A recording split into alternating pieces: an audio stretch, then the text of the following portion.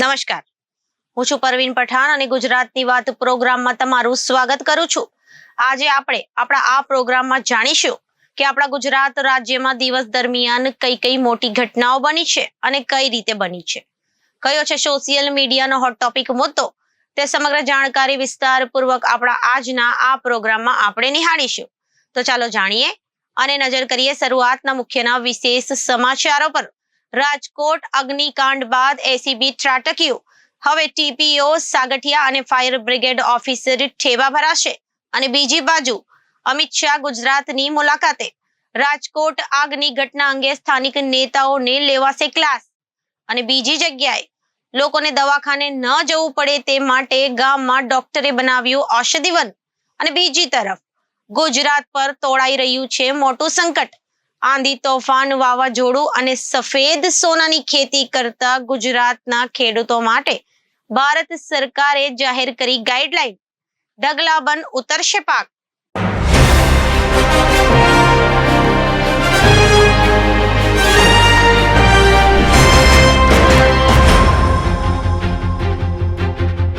હવે જોઈએ સમાચારો વિસ્તારથી. રાજકોટ અગ્નિકાંડ બાદ એન્ટી કરપ્શન બ્યુરોએ સ્પેશિયલ ઓપરેશન ચલાવી ભ્રષ્ટાચારી બાબુને ત્યાં ત્રાટક્યું છે. મ્યુનિસિપલ કોર્પોરેશનના ટાઉન પ્લાનિંગ ઓફિસર સાગઠિયા અને ફાયર બ્રિગેડના ઓફિસરે ઠેબાને ત્યાં એસીબીએ દરોડા પાડ્યા.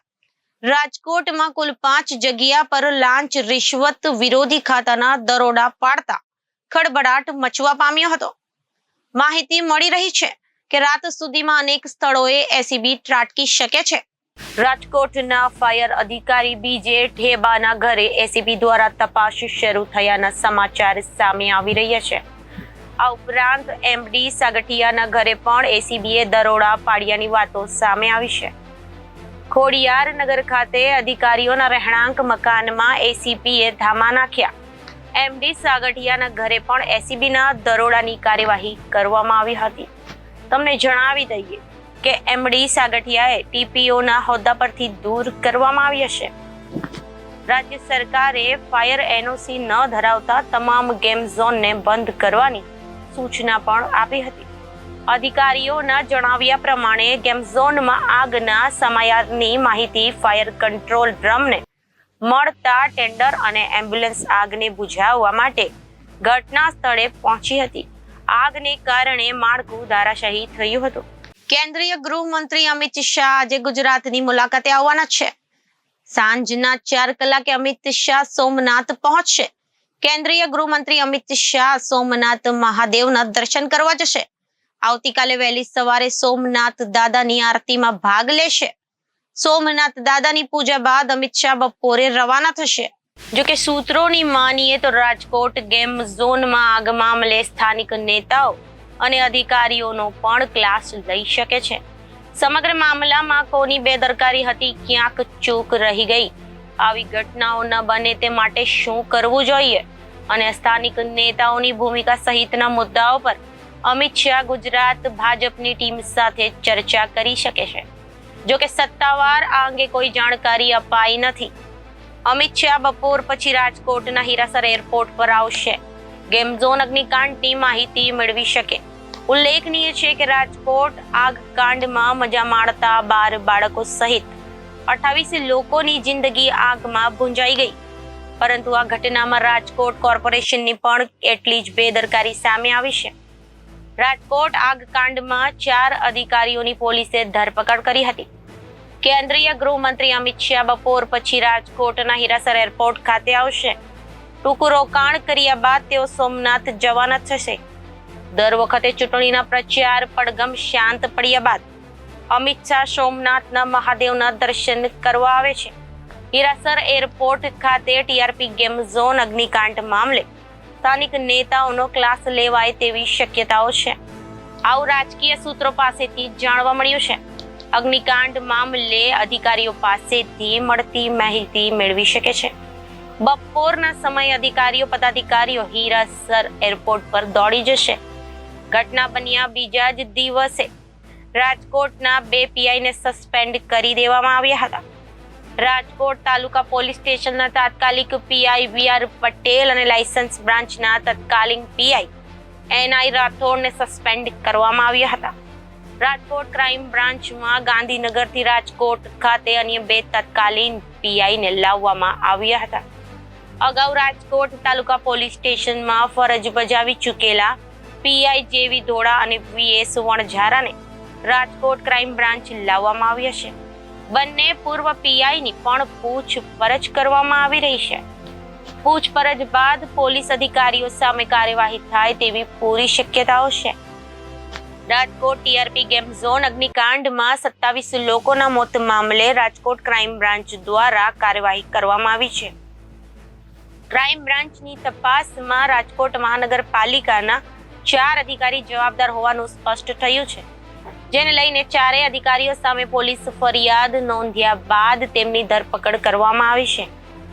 જેમાં રાજકોટ મનપાના તત્કાલીન TPO town planning officer Mansukh Sagathiya, ATPO assistant town planning officer Mukesh Makwana અને ગૌતમ જોશી તેમજ ફાયર સ્ટેશન ઓફિસર સહિત વિગોરા સામે પોલીસ ફરિયાદ નોંધીને તેમની ધરપકડ કરાઈ છે. મનપા બાદ હવે પોલીસ વિભાગના અધિકારીઓ સામે કાર્યવાહી થઈ શકે તેવું સૂત્રો પાસેથી જાણવા મળ્યું છે. સીટના સભ્યોએ રાજકોટમાં ઘટના સ્થળે પહોંચી તેમજ જરૂરી પુરાવા મેળવી પ્રાથમિક રિપોર્ટ તૈયાર કર્યો હતો. ઇમરજન્સી એક્ઝિટ નહીં હોવાને કારણે જે લોકો બહાર ન નીકળી શક્યા તે જીવતા ભૂંજાઈ ગયાનો ચોંકાવનારો નિર્દેશ રિપોર્ટમાં કરવામાં આવ્યો છે. સીટના અહેવાલ મુજબ એન્ટ્રી એક્ઝિટ ગેટ અલગ રાખવામાં આવ્યા ન હતા. ગેમ ઝોનમાં લોકોના પ્રવેશ માટે નાની જગ્યા હતી અને કોઈ ઇમરજન્સી એક્ઝિટ રાખવામાં આવી ન હતી, જેથી નેશનલ બિલ્ડિંગ કોડ તથા ફાયર સેફ્ટીના નિયમોનો ખુલ્લો ભંગ કરવામાં આવ્યો હતો. રાજકોટના કાલાવડ રોડ પર સયાજી હોટેલ પાસે ટીઆરપી ગેમ ઝોનમાં 25 મેને શનિવારે સાંજે 5:30 વાગ્યા આસપાસ ભીષણ આગ લાગી હતી. ઘટનાની જાણ થતા ફાયર બ્રિગેડની ટીમો અને તાલુકા પોલીસ સ્ટેશનની ટીમો દોડી ગઈ હતી. ફાયર બ્રિગેડની ટીમોએ પાણીનો મારો ચલાવી આગ પર કાબુ મેળવ્યો હતો. બાદમાં અંદર સર્ચ કરતા એક પછી એક એમ 28 મૃતદેહ મળી આવ્યા હતા. માત્ર 55 મિનિટમાં જ 24 મૃતદેહ સિવિલ હોસ્પિટલ પહોંચ્યા હતા. મૃતદેહની હાલત એવી થઈ ગઈ હતી કે ડીએનએ ટેસ્ટથી ઓળખ મેળવવા પરિવારજનોના સેમ્પલ એર એમ્બ્યુલન્સની ગાંધીનગર એરલિફ્ટ કરાવવાની નોબત આવી હતી. પુરાવાનો નાશ કરવા રાજકોટ મનપાના 5 જેસીબી કામે લાગી ઘટનાના 24 કલાકમાં જ આખા ગેમ ઝોનને ધ્વસ્ત કરી દેવામાં આવ્યો છે. ગેમ ઝોનની જગ્યા હાલ મેદાનમાં ફેરવાઈ ગઈ છે. ગેમ ઝોન ધ્વસ્ત થયા પછી પણ માનવ અંગો મળી આવ્યા હતા, જેને સિવિલ હોસ્પિટલ ડીએનએ રિપોર્ટ માટે ખસેડાયા હતા. વર્ષો પહેલા લોકો બીમાર પડે ત્યારે આયુર્વેદિક દવાનો ઉપયોગ કરતા હતા, પરંતુ છેલ્લા ઘણા સમયથી વર્ષો જૂની આયુર્વેદ ઉપચાર ભૂલી એલોપેથિક દવાઓનો પરિણામ સારા આવતા લોકોને તેનો વધુ ઉપયોગ કરતા થયા છે, જે ઘણીવાર સ્વાસ્થ્ય માટે ખૂબ જ હાનિકારક સાબિત થતી હોય છે. જેથી હવે ફરીથી લોકો આયુર્વેદિક દવા તરફ વળતા જોવા મળ્યા છે, જેમને પ્રોત્સાહન આપવા ભાભરના ડોક્ટર ભીખાભાઈ પ્રજાપતિએ 3 વીઘા જમીનમાં અલગ અલગ પ્રકારની ઔષધિના છોડ વાવી એક ઔષધ વન બનાવ્યું છે. કાંકરેજ તાલુકાના ભાભર ગામ ખાતે રહેતા ડોક્ટર ભીખાભાઈ પ્રજાપતિ છેલ્લા 42 વર્ષથી ભાભરમાં પોતાનું હોસ્પિટલ ચલાવે છે. ભીખાભાઈ ડોક્ટરની સાથે જ તેઓ પર્યાવરણ પ્રેમી પણ છે. જ્યારે 2018માં ભાભરના વાડી ગામે લાયસન્સ ક્લબ ભાભર દ્વારા એક સુંદર વન એટલે આનંદ પીપળ સ્મૃતિ વન બનાવ્યું હતું, જેના પરથી પ્રેરણા લઈ તેમને પણ વાવડી ગામમાં એક ઔષધ વન બનાવવાનો વિચાર આવ્યો. જે બાદ વાવડી ખાતે ડોક્ટર ભીખાભાઈ પ્રજાપતિએ પીપળ વન જોઈ તેમની પ્રેરણા લઈ વાવડી ગામે ગામના આગેવાનોની મદદથી 3 વીઘા જમીનને ડેવલપ કરવા માટે અને સમાજને ઉપયોગી બને તે માટે ઔષધિ વન બનાવ્યું છે. ડોક્ટર ભીખાભાઈ પ્રજાપતિ સંઘ સાથે જોડાયેલા હોવાથી તેમના પ્રેરણાતા નામ પર ભાભરના વાવડી ગામે 3 વીઘા જમીનમાં કેશવ માધવ ઔષધ વન બનાવ્યું છે. છેલ્લા 2 વર્ષમાં તેમણે આ 3 વીઘા જમીનમાં અનેક ઔષધિઓ રોપા તેમજ પર્યાવરણને અનુકૂળ આવે તેવા રોપાનું વાવેતર કરી ઔષધિ વન બનાવ્યું છે, જેમાં આરોગ્યની દ્રષ્ટિએ અરડુસી, તુલસી, સરગવો તેમજ બીલીપત્ર, ગળો, મહેંદીવડ, પીપળ, સાદી, આમલી, ગોરસ આમલી, વાસંજી, નીલગિરી, ઉબરો, શીશમ, નગોડ, ગુંદા આવા અનેક પ્રકારના ઔષધીય રોપા અને પર્યાવરણને સારું રાખે તેવા કેટલાક વૃક્ષોનો ઉછેર કર્યો છે.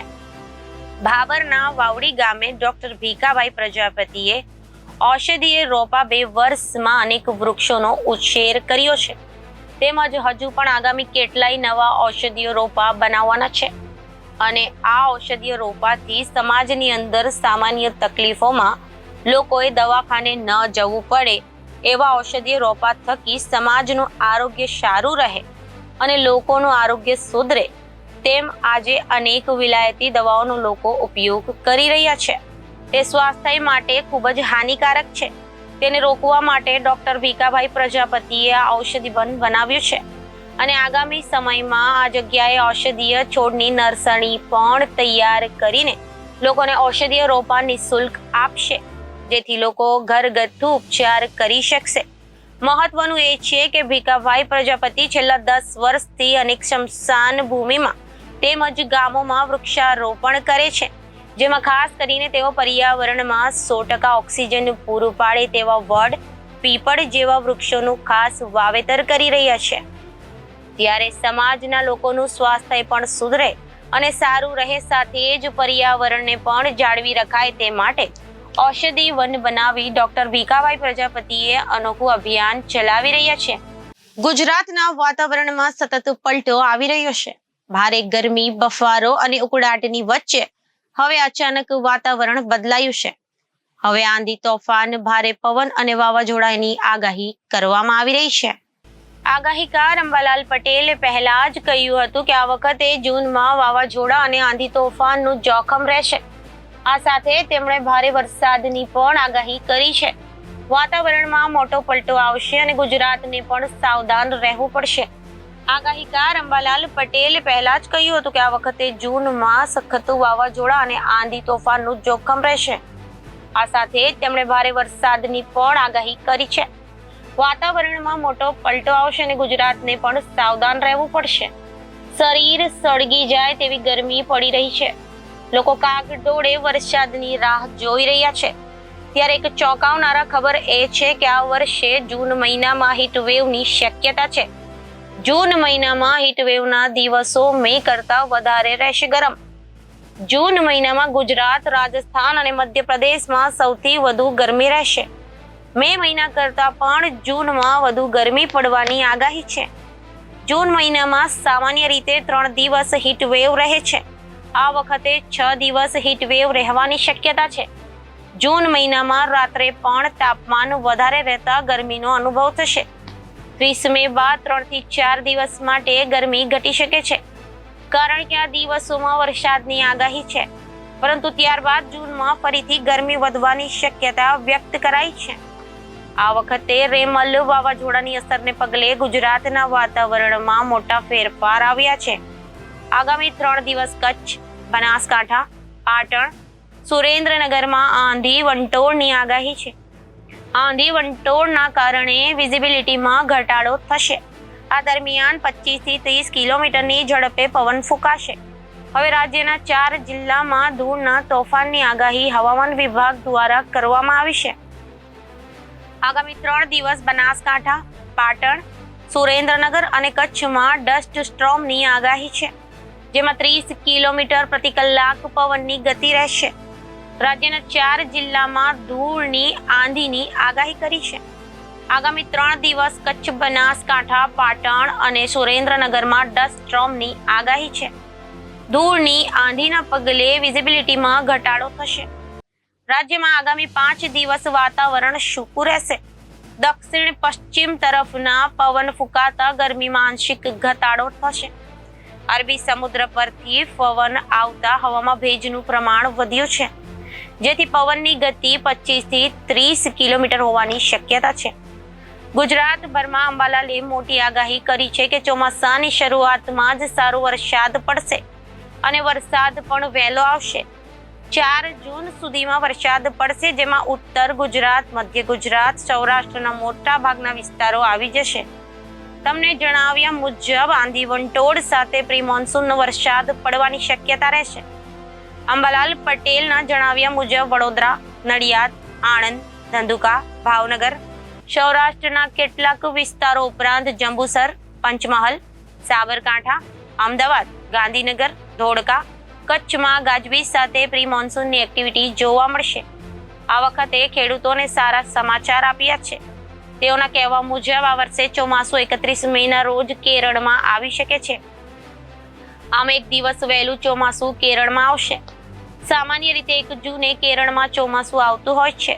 હવામાન શાસ્ત્રી અંબાલાલ પટેલે રાજ્યમાં પ્રી મોન્સૂન એક્ટિવિટીની આગાહી કરી છે, જે હવે જૂનના પહેલા સપ્તાહથી જ શરૂ થઈ જશે. અંબાલાલ પટેલે કહ્યું કે જૂનના પહેલા સપ્તાહમાં દક્ષિણ ગુજરાતમાં વલસાડ, ડાંગ સહિતના વિસ્તારમાં પ્રી મોન્સૂન એક્ટિવિટી હેઠળ વરસાદ થઈ શકે છે. મધ્ય ગુજરાતના ભાગોમાં વરસાદ થઈ શકે છે, જેમાં આણંદ, વડોદરા, નડિયાદ સહિતના વિસ્તારોમાં વરસાદ આવી શકે છે. ધંધુકા, ભાવનગર તથા દક્ષિણ સૌરાષ્ટ્રના ભાગોમાં વરસાદ આવી શકે છે. અમદાવાદ, ગાંધીનગરમાં પ્રી મોન્સૂન એક્ટિવિટીની અસર થઈ શકે છે. પંચમહાલના ભાગો તથા સાબરકાંઠાના ભાગોમાં પ્રી મોન્સૂન એક્ટિવિટી હેઠળ વરસાદ થઈ શકે છે. અંબાલાલ પટેલે વધુમાં કહ્યું હતું કે આંધી વંટોળ અને રાજ્યમાં વરસાદ થઈ શકે. 4 જૂન સુધીમાં સમગ્ર રાજ્યમાં વરસાદનું આગમન થઈ શકે. રોહિણી નક્ષત્રમાં પાછલા ભાગોમાં વરસાદ થવાથી ચોમાસું શરૂ થશે અને આવા મહિને પછી સારો વરસાદ રાજ્યમાં રહેશે.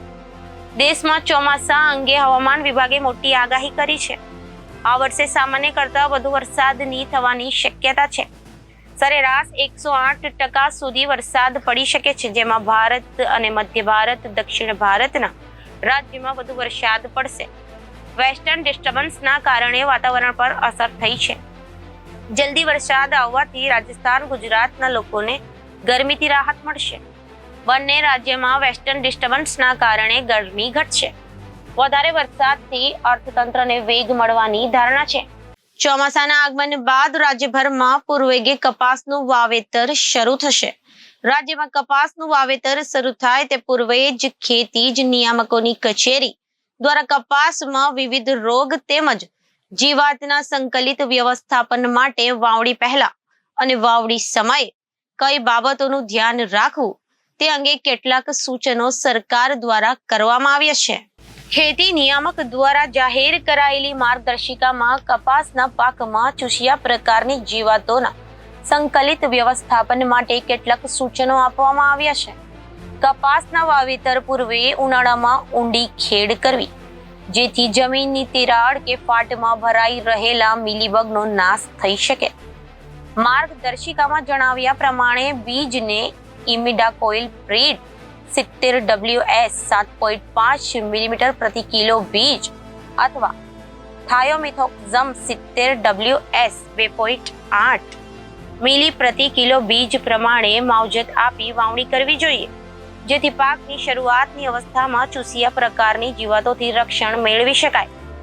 સેંડાપાડા ઉપર ઉગતા નીંદણો, ખાસ કરીને ગાડર, જંગલી ભીંડા, કોંગ્રેસ ઘાસ વગેરે પ્રકારના નિંદામણોનો છોડ ઉખાડીને નાશ કરવો. મોલોમશી તથા તડતડિયાના જૈવિક નિયંત્રણ માટે પરભક્ષી લીલી પોપટી, ક્રાઇસોપોના એંડા અથવા ઊંચળને હેક્ટર 10,000ની સંખ્યામાં 2 વખત છોડવી. ચૂસિયા પ્રકારની જીવાતના નિયંત્રણ માટે કપાસના પાકની ફરતે 2 હાર મકાઈની અથવા મકાઈના 10% છોડ અથવા કપાસની 10 હાર પછી 1 હાર મકાઈની લઈ શકાય. બીટી કપાસના પાન અને ઝીંડવાને નુકસાન કરતી ગુલાબી ઈયળોના સંકલિત વ્યવસ્થાપન માટે અગાઉ પાક પૂરો થઈ ગયા બાદ કપાસના ખેતરમાં ખરી પડેલા ફૂલ, કળી અને ઝીંડવા ભેગા કરી નાશ કરવો. શક્ય હોય તો પાકની ફેરબદલી અને દર 2 વર્ષે ઉડી ખેડ કરવી. વહેલી પાકથી ચૂસિયા પ્રતિકારક માન્ય બીટી શંકર જાતોના બિયારણની વાવણી માટે ઉપયોગ કરવો જોઈએ. ભારત સરકારની ગાઈડલાઈન મુજબ બીજ ઉત્પાદક કંપનીઓ દ્વારા બીટી કપાસના બિયારણ 475 ગામમાં 5 થી 10% નોન બીટી અથવા રેફ્યુજિયા બિયારણની મિશ્ર પેકેટ તૈયાર કરી આપવામાં આવે છે, જેનું વાવેતર કરવું. આ ઉપરાંત પિંજર પાક તરીકે દિવેલા અને પીળા ગલગોટાનું કપાસની 10 હાર પછી એક હારમાં વાવેતર કરવું અને તેની ઉપર લીલી ઈયળ અને લશ્કરી ઈયળોના મુકાયેલા ઈંડા તથા ઈયળોનો સમયાંતરે નાશ કરવાથી પાકને જીવાતોથી રક્ષણ આપી શકાય છે. કપાસની જીવાતોના કુદરતી દુશ્મનો અને લીલી ઈયળથી બચવા માટે કપાસમાં મકાઈ અથવા જુવાર અને ચોળીની 10% પ્રમાણમાં છંટકાવ કરવો અને તેમજ કપાસના ખેતરની આજુબાજુ પિંજર પાક તરીકે 2 હાર મકાઈ, જુવાર અથવા હજારી ગોટાનું વાવેતર કરવું. જ્યારે કાબરી ઈયળના નિયંત્રણ માટે કપાસના પાકની 2 હાર વચ્ચે ભીંડાનું વાવેતર કરવું હિતવાહ છે. પાન ખાનારી ઈયળ લશ્કરી ઈયળથી પાકને બચાવવા માટે કપાસના ખેતરની ફરતે દિવાલોનું વાવેતર કરવું જોઈએ, જેથી લશ્કરી ઈયળની માદા કૂદીઓ દિવેલાના પાક ઉપર ઈંડા મૂકે છે. દિવેલાના છોડ ઉપરથી આવા ઈંડા અથવા ઈયળના સમૂહને એકઠા કરી તેનો નાશ કરવો અતિ આવશ્યક છે. વધુમાં દવાના વપરાશ વખતે દવા ઉપર આપવામાં આવેલ મુજબ મળશે અને આવેલ ડોઝ કે જે તે રોગ જીવાત માટેની દવા છે તે ભલામણ મુજબ અનુસરવા યાદીમાં વધુમાં જણાવવામાં આવ્યું હતું. તો અત્યારે ગુજરાતની વાતમાં વિરામ લઈએ. વધુ સમાચારો માટે જોતા રહો જનાદેશ ન્યૂઝ. નમસ્કાર.